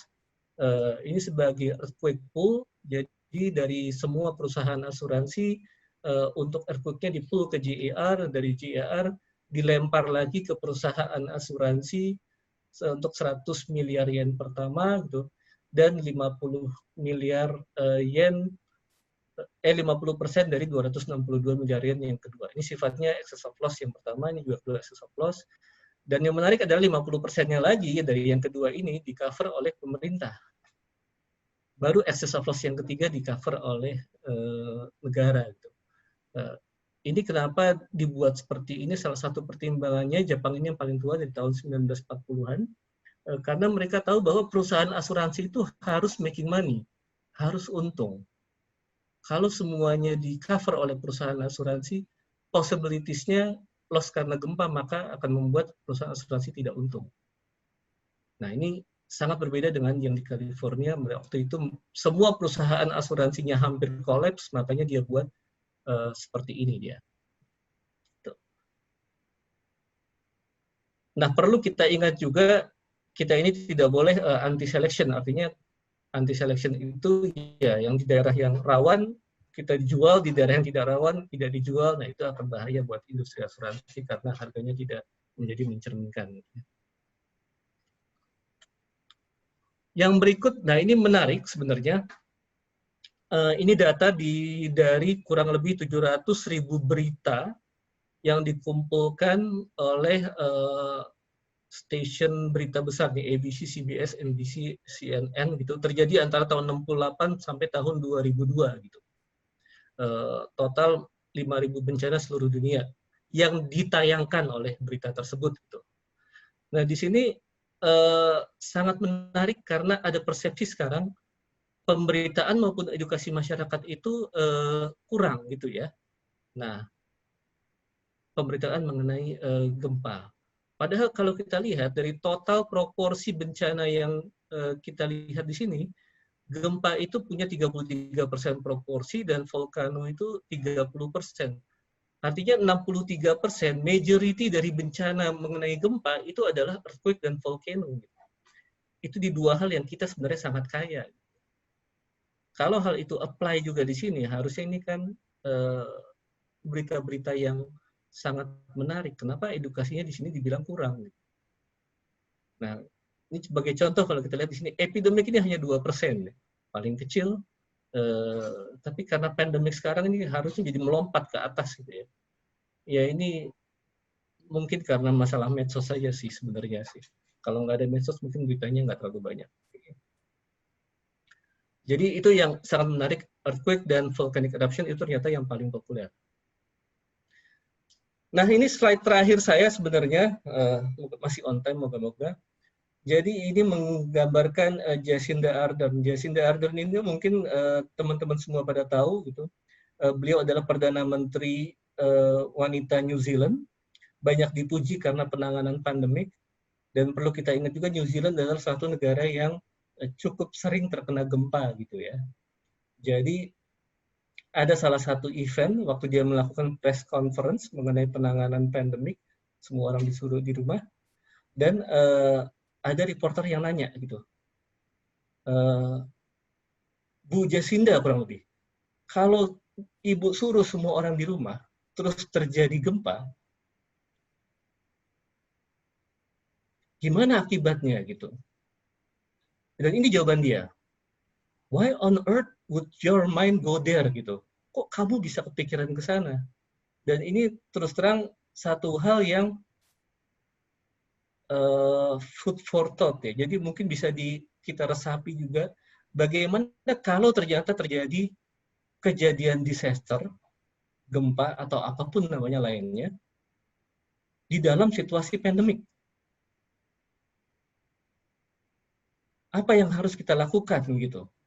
Nggak bisa kita ngumpulin orang-orang di satu bor gitu, pengungsi untuk memenuhi kapasitas ataupun sekolah ataupun apapun gitu ya. Terus gimana cara rules mereka jaga segregation dan lain sebagainya gitu. Gimana cara menangani korban-korban? Ini something yang sepertinya memang ke depan kita harus perlu mulai pikirkan gimana kalau kedua kejadian ini ternyata terjadi secara bersama-sama gitu. Saya rasa itu demikian, sekian presentasi dari saya. Terima kasih banyak Pak Ruben. Assalamualaikum warahmatullahi wabarakatuh. Waalaikumsalam. Terima kasih Pak Adi atas pemaparannya. Saya rasa kita semua menangkap sangat jelas dan lengkap sekali. Di sini saya catat ada 4 poin dari paparan oleh Pak Adi. Yang pertama, bagaimana relevansi climate change terhadap bencana lainnya, khususnya gempa bumi. Kemudian Indonesia itu merupakan supermarket bencana alam. Kemudian bagaimana asuransi bencana itu sifatnya mandatory dan ada beberapa model negara yang sudah disampaikan Pak Adi. Dan yang terakhir itu juga pentingnya pemberitaan dan edukasi masyarakat untuk lebih juga mendorong meningkatkan penetrasi asuransi kita. Baiklah Ibu dan Bapak sekalian, kita akan memasuki sesi diskusi. Mengingatkan kembali di sini silakan menggunakan fasilitas yang sudah kami sampaikan sebelumnya. Ibu dan Bapak yang hadir di Zoom meeting ini silakan menggunakan fitur raise hand jika ingin bertanya. Dan sebagai pembuka diskusi, izinkan saya juga menyampaikan sedikit kajian kondisi exposure asuransi kita, khususnya di wilayah Jawa Barat, karena terkait juga dengan pemaparan yang disampaikan oleh Prof. Philip.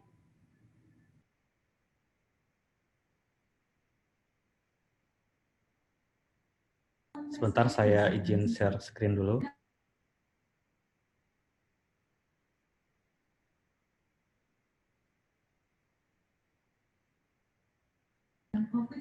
Baiklah Ibu dan Bapak sekalian, ini merupakan gambaran delineasi dari portfolio asuransi gempa bumi nasional berdasarkan data underwriting year 2017 as at 31 Desember 2018 yang kita ketahui bahwa kurang lebih sebesar 3.500 triliun dan exposure dari portfolio tersebut terkonsentrasi di Pulau Jawa Bahkan 50% itu terkonsentrasi di wilayah Jawa bagian barat, yaitu Banten, DKI Jakarta, dan juga Jawa Barat sendiri, yang totalnya hingga 1.700 triliun.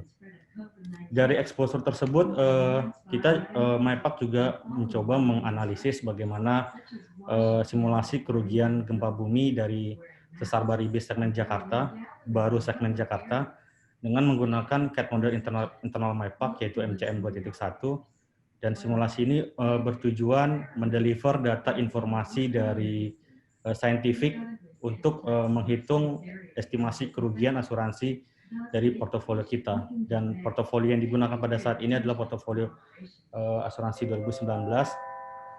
Di gambar sebelah kanan kita dapat melihat bersama-sama hasil dari simulasi berdasarkan aktivitas sesar baribis menunjukkan adanya nilai kerugian asuransi yaitu sebesar 243 triliun pada rentang periode 500 tahun, itu dengan tingkat kepercayaan 99,8%, dan nilai tersebut itu hampir 54% dari total exposure asuransi di wilayah Jabodetabek, seperti itu.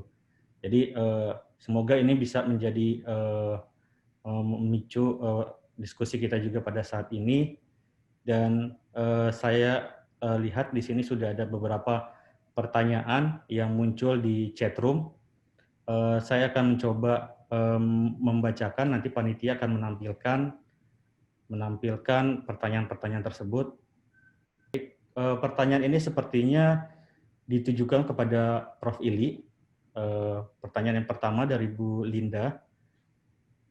Apakah adanya ancaman sesar baribis ini akan mempengaruhi status dari zona gempa Jakarta, Prof? Jadi saat ini zona gempa Jakarta apakah dapat berubah dari zona 4 menjadi zona 5? Dan yang pertanyaan kedua dari Pak Gana Aditya, saya bacakan langsung pada sesi ini. Apakah sudah ada koordinasi dengan departemen atau pemerintah daerah mengenai langkah-langkah antisipasi yang perlu dilakukan menghadapi potensi kerusakan yang sangat besar di Jakarta, terutama karena tebalnya sedimen yang telah disampaikan tadi. Kira-kira seperti itu, Prof. Ili, ada dua pertanyaan yang diajukan, mohon tanggapannya. Terima kasih. Baik, terima kasih Pak Ruben, terima kasih Ibu Lianda untuk pertanyaannya. Maaf, bisa ditunjuk. Oh ya, oke, terlihat.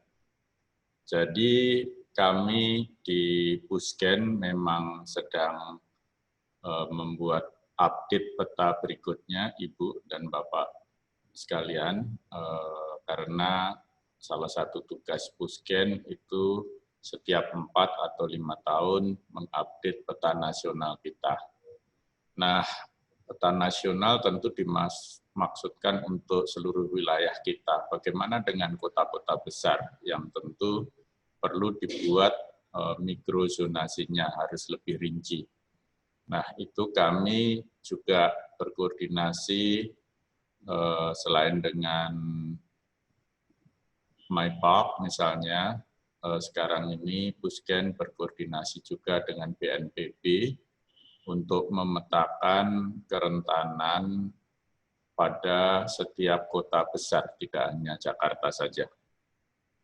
Jadi tentu kalau hasil studi kami yang baru keluar ini dan dari Pak Daniel Manatawijaya yang menemukan bukti bahwa sesar baribis itu ada dan aktif, tentu itu akan diakomodir di dalam peta kita yang baru nanti.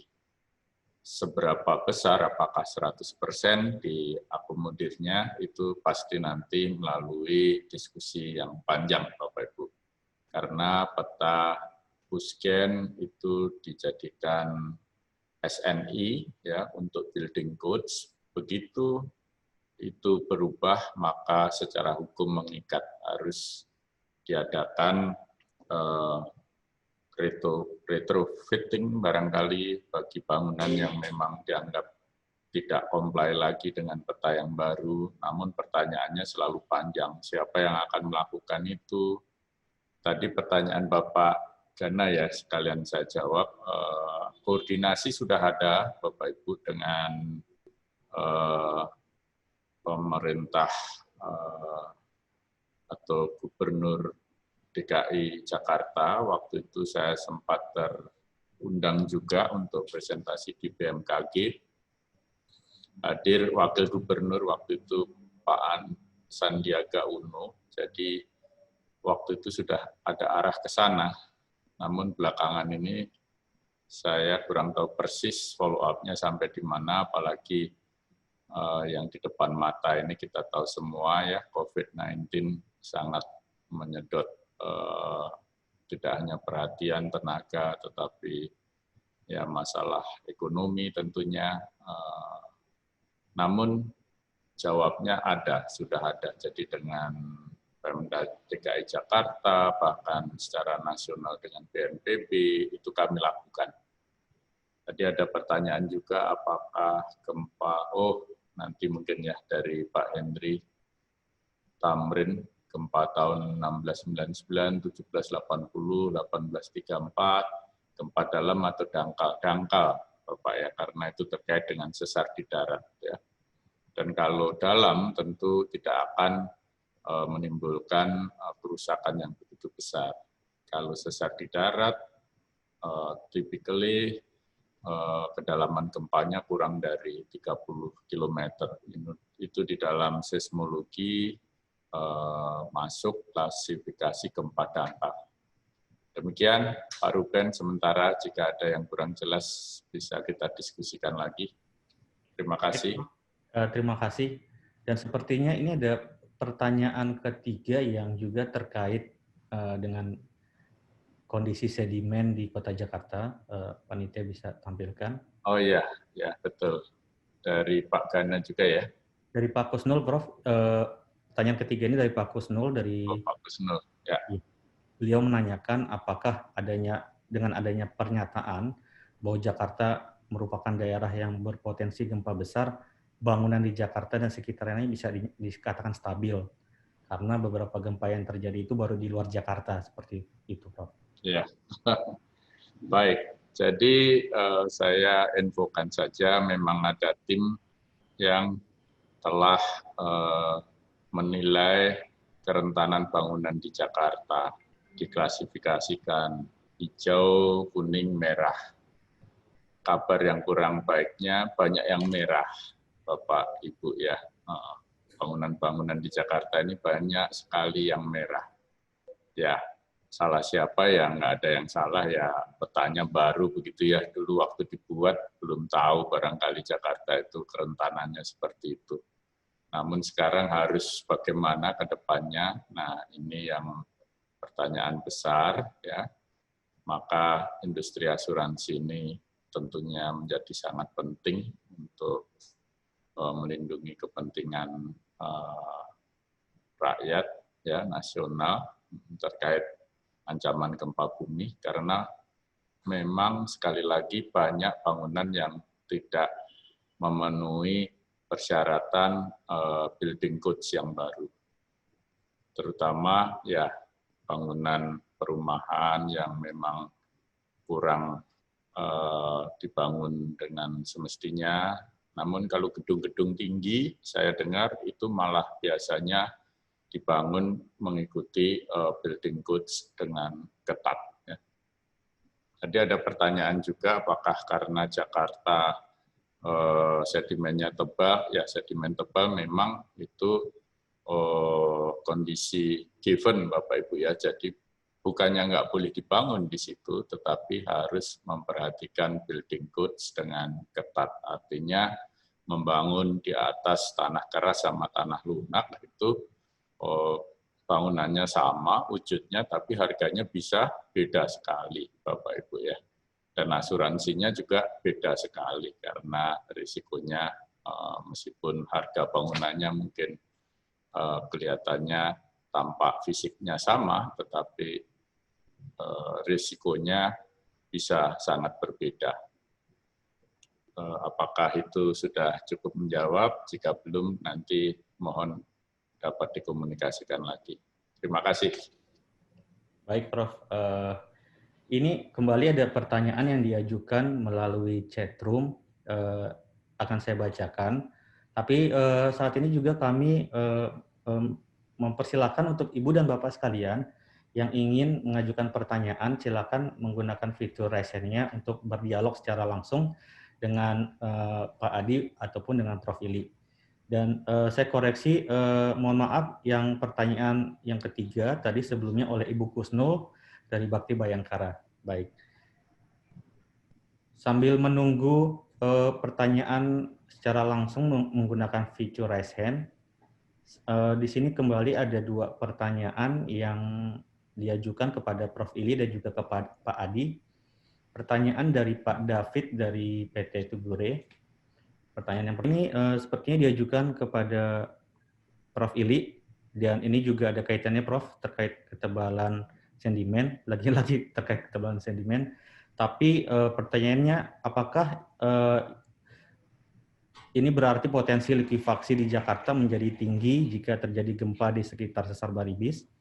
Itu pertanyaan pertama. Dan pertanyaan yang kedua, ini untuk Pak Adi, terkait dari pemaparan tentang sesar aktif Baribis dan juga pemaparan data gempa yang tinggi, apakah ke depan bisa dilakukan peningkatan standarisasi dalam risk assessment untuk akseptasi bisnis terhadap risiko gempa? Jadi mohon untuk bisa ditanggapi terlebih dahulu oleh Prof. Ili. Terima kasih. Terima kasih, Pak. Terima kasih Pak David untuk pertanyaannya. Ini menarik sekali, likuifaksi ya, kita masih ingat sekali yang terjadi di Palu. Tentu potensi likuifaksi ini juga ada apalagi di daerah yang mempunyai sedimen yang sangat lunak begitu ya, dan tebal. Hasil terkini yang kami lakukan di Bandung, itu daerah Gede Bage itu potensi likuifaksinya tinggi, Bapak Ibu. Ya. Di Jakarta saya belum melihat sendiri peta potensi likuifaksi, namun saya percaya pasti setiap bangunan, apalagi megastruktur, kalau akan dibangun, pasti ada survei tentang potensi likuifaksi. Dan likuifaksi misalnya terdapat di suatu tempat dan di situ ada bangunan, itu kabar baiknya tanahnya bisa diperkeras, Bapak Ibu. Ada teknik untuk memperkeras tempat-tempat yang ternyata sudah dibangun, baru ketahuan di situ likuifaksinya, potensinya tinggi. Nah itu bisa disuntik begitu ya, istilah teman-teman sipil itu dengan bebatuan di sekitar fondasi sehingga mengurangi risiko likuifaksi. Tapi betul, sekali lagi kalau sedimen tebal, apalagi lunak, itu terkait dengan potensi likuifaksi. Demikian Pak David, terima kasih untuk pertanyaannya. Terima kasih Prof. Ili. Saya coba kembalikan kepada Pak Adi, apa bisa membantu menjawab pertanyaan yang kedua dari Pak David, Pak Adi? Tadi yang kedua. Saya tampilkan lagi Pak, sebentar. Oke. Risk assessment ya tadi ya? Iya Pak Adi, betul. Oke. Saya kira memang harus ya risk assessment ini jadi harus selalu diupdate, gitu, diupdate benar-benar dengan sains yang ada maupun dengan sekarang zonasi yang dilakukan oleh MyPark 1, 2, 3, 4, 5 perlu benar-benar real time lah ke depannya gitu. Dan jadi nanti mungkin dibuat satu mekanisme yang lebih standar gitu. Mungkin sekalian juga saya mau menjawab ada pertanyaan Pak Lukman dari BCA Insurance, saya lihat di Zoom chat, Zoom chat ya. Ya. Oke. Karena harga pricing selama ini kan kita pakai historical untuk memprediksi harga masa depan.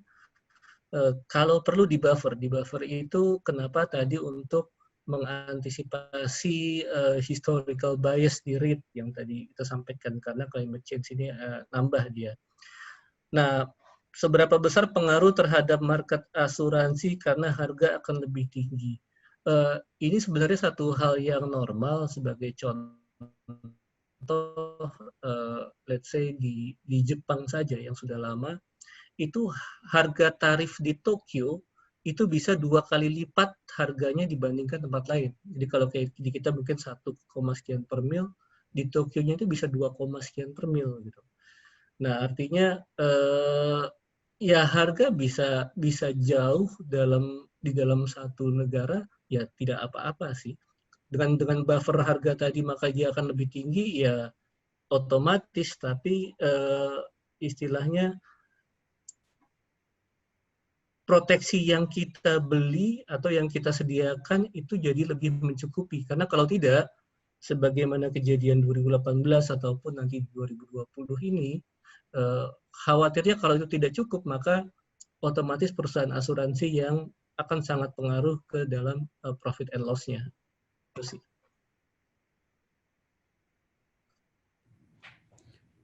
Baik, terima kasih Pak Adi untuk penjelasan. Saya pikir itu cukup jelas ya. Di sini kembali saya mengundang Ibu dan Bapak sekalian untuk secara langsung, secara visual, dan juga secara audio menyampaikan pertanyaannya dengan menonaktifkan fitur raise hand. Sambil menunggu, di sini ada pertanyaan dari Pak Elfortman Lumbantoruan dari Asuransi Kresna. Sini akan saya bacakan. Mudah-mudahan MyPac dapat membuat desain atau mapping yang lebih akurat efek dari sesar baribis tersebut. Baik Pak. Sehingga MyPac dapat mempersiapkan kapasitas earthquake yang lebih baik dan pricing yang mencukupi. Kita tunggu program-program MyPac untuk mendapatkan pemodelan earthquake yang lebih lengkap lagi. Oke, ini saya rasa sebagai catatan ya untuk kita semua tanggapan. Apa Pak Adi Pramana mau menanggapi Pak dari pernyataan Pak Elfortman ini? Ya saya rasa ini harapan kita semua ya Pak Ruben. Untuk teman-teman di MyPark kalau bisa lebih presisi, bisa leading dari segi harga itu sangat baik bagi industri. Jadi kita semua dalam tanda kutip ya jauh lebih aman dan selamat dari segi harga tersebut. Dan itu juga yang dilakukan juga tadi di negara lain seperti yang saya sampaikan di CEA di California juga begitu kok, mereka update terus mengenai harganya, termasuk juga yang di Jepang dan New Zealand. Baik, terima kasih Pak Adi. Melanjutkan pernyataan tersebut, MyPac juga dari tahun 2019 itu telah melakukan portfolio analisis yang kita sebut dengan telisik. Sebentar. Jadi dari tahun 2019, MyPac memperkenalkan telisik kepada industri asuransi umum di Indonesia. Ini juga menjawab dari pernyataan Pak Elfortman tadi, bahwa telisik ini merupakan laporan statistik khusus perusahaan per perusahaan yang di dalamnya itu kita melakukan kajian-kajian eksposur dari tiap perusahaan, kemudian kita lakukan pemodelan dan menghitung kerugian dari eksposur tiap perusahaan asuransi umum di Indonesia. Dan di tahun 2020 ini, MyPac juga kembali melakukan pemodelan dan estimasi kerugian dengan menggunakan perkembangan data dan informasi saat ini. Jadi perkembangan data sesar baribis, kemudian dimensinya, serta keaktifannya, itu sudah berhasil dimasukkan ke dalam program MyPac CAT Modeling seperti itu. Dan tidak hanya terkait dengan perhitungan kerugian, telisik juga kita memberikan mereview data-data statistik nasional sebagai data dan ulasan asuransi yang diterbitkan tiap semester. Kemudian juga ada penelitian terakhir yaitu beberapa penelitian yang saat ini menjadi fokus dari MyPac, tidak hanya gempa bumi, namun juga ada beberapa bencana alam lainnya seperti juga megatrust, tsunami, kemudian gunung api dan bencana alam banjir tentunya. Dan beberapa sesi ke depan, sesi ketiga nanti di bulan September, tiap dari bencana itu akan kita tampilkan seperti itu. Dan tentu saja semua perhitungan kerugian itu dapat MyPac lakukan karena MyPac telah berhasil mempunyai suatu model yang dikenal sebagai MyPac CAT Modeling, dan MCM ini sudah lolos uji validasi oleh para ahli geoscientist di Indonesia. Salah satunya di sini tokoh Prof. Ili dan juga anggota dari Pusat Studi Gempa Nasional atau PUSGEN. Dan tentunya di aplikasi ini MyPac sudah patenkan karena memang ini terkait hak kekayaan intelektual yang dimiliki oleh industri asuransi tentunya. Nah, baiklah,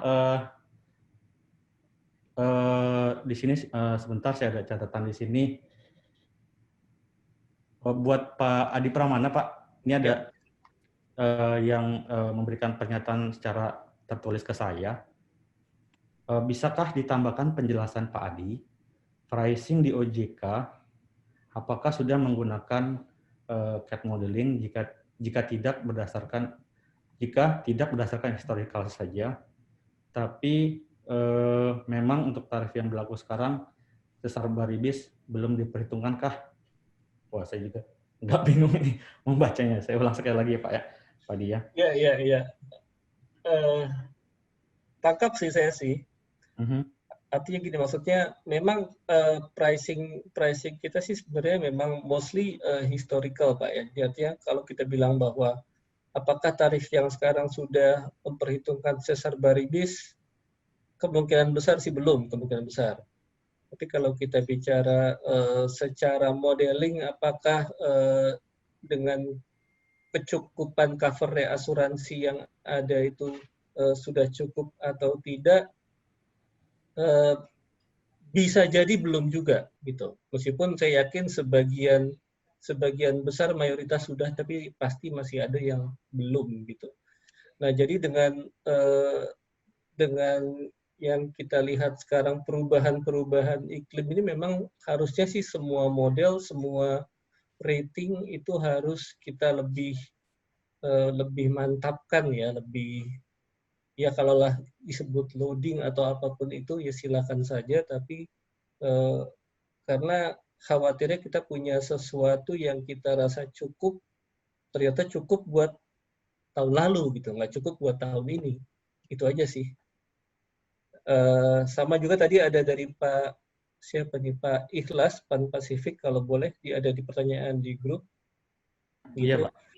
Apa yang sudah AWI lakukan jika historical gempa di DKI dan Jakarta tadi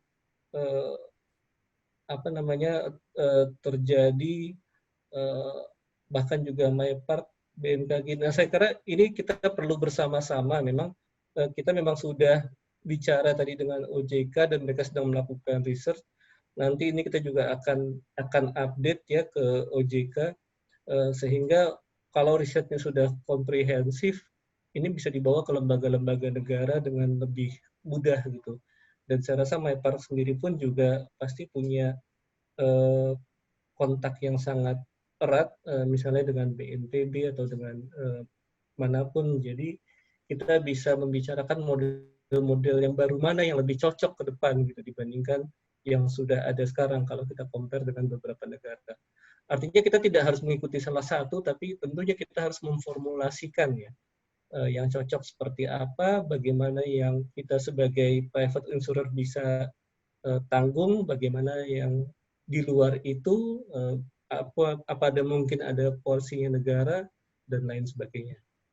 Si Pak Ruben. Iya, betul sekali Pak Adi. Memang model ini menjadi bahan dasar dalam perhitungan pricing, dan tarif yang berlaku sekarang di JK itu sudah menggunakan perhitungan dari CAD modeling itu sendiri.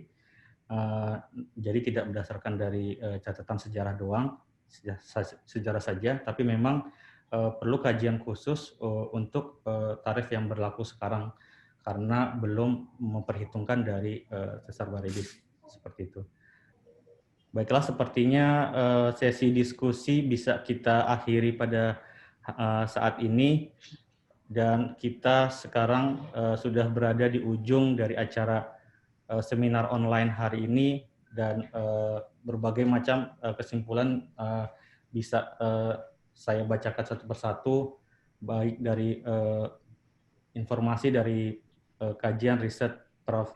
Ili bahwa sesar baribis berada melintasi wilayah Jawa Barat, tidak hanya teridentifikasi tapi juga aktif dengan catatan kegempaan dan juga bukti-bukti di lapangan, baik itu dari studi geologi dan juga geodesi. Kemudian bagaimana juga ketebalan sedimen di Jakarta yang cukup tinggi, ini banyak menjadi concern juga. Kemudian bagaimana periode megatrust di Selatan Jawa yang mempunyai periode ulang hingga 500 tahun, ini nanti akan dibahas mungkin pada sesi ketiga MyPark series di bulan September, 2 minggu ke depan.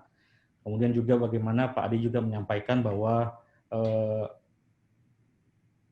dari hasil modeling itu juga perlu dihubungkan dalam perhitungan kajian tarif seperti itu.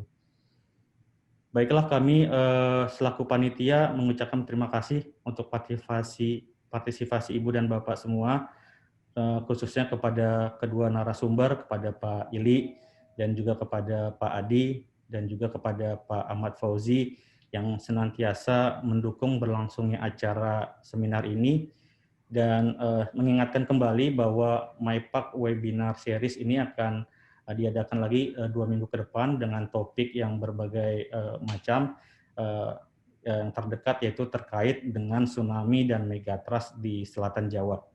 Ibu dan Bapak sekalian, sebagai informasi, link materi dan sertifikat digital akan dikirimkan oleh panitia, nanti ada di room chat saat kita juga nanti akan melakukan foto bersama. Jadi kami panitia mengingatkan saya juga untuk boleh Ibu dan Bapak sekalian mengaktifkan videonya. Kami mohon Ibu dan Bapak sekalian untuk mengaktifkan videonya, karena kita akan bersama-sama melakukan foto bersama sebagai dokumentasi dari kegiatan acara ini. Panitia nanti akan membantu untuk melakukan capture screen dari gambar kita masing-masing. Mohon untuk boleh dibuka videonya Ibu dan Bapak sekalian.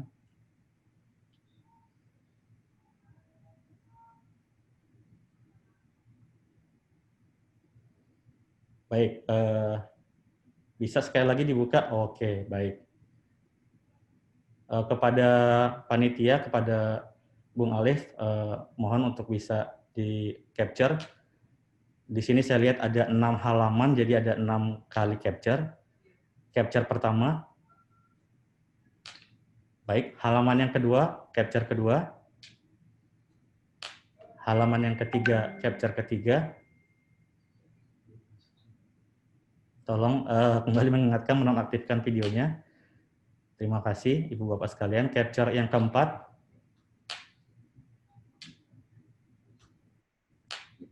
Capture yang kelima. Dan yang terakhir capture yang keenam. Ya, terima kasih kepada panitia yang sudah membantu melakukan foto bersama. Terakhir kata, terima kasih Ibu dan Bapak sekalian yang telah bergabung bersama kita hingga saat ini. Dan akhir kata, tak ada gading yang terletak, kami mohon maaf sekali lagi apabila ada kesalahan dalam perkataan selama sesi ini berlangsung.